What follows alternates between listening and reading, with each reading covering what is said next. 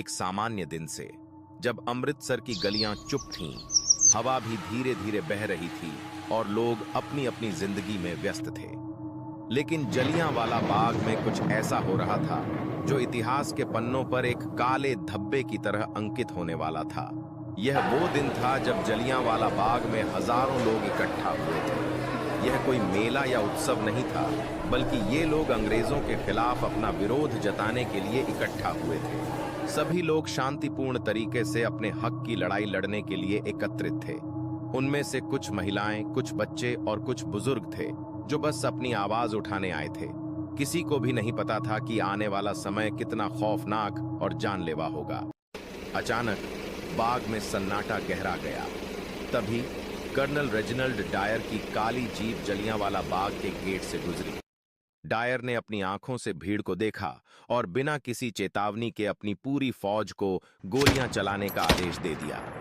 लोग घबराए हुए थे, पर कुछ समझ ही नहीं पाए कि क्या हो रहा था। यह हमला अचानक हुआ था, बिना किसी चेतावनी के।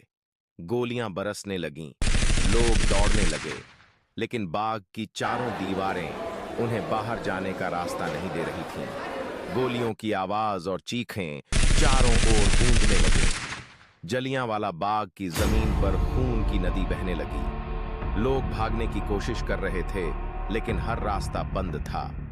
कोई कुएं में कूद गया तो कोई दीवारों के सहारे भागने की कोशिश कर रहा था, लेकिन गोलियां उन्हें पीछा करती रहीं। एक एक करके निर्दोष लोग गिरते चले गए। उनका खून जमीन पर फैलने लगा। यह दृश्य किसी बुरे सपने से कम नहीं था, लेकिन इस भीषण घटनाक्रम के बावजूद जलियांवाला बाग की जमीन सिर्फ खून से नहीं, बल्कि एक महान बलिदान की भावना से भी भर गई थी। शहीदों ने अपनी जान दे दी, लेकिन उनकी आत्मा ने भारत की आजादी की लड़ाई को और मजबूत किया। उनके रक्त से अंकित यह बाग अब केवल एक स्थल नहीं, बल्कि एक प्रतीक बन गया था।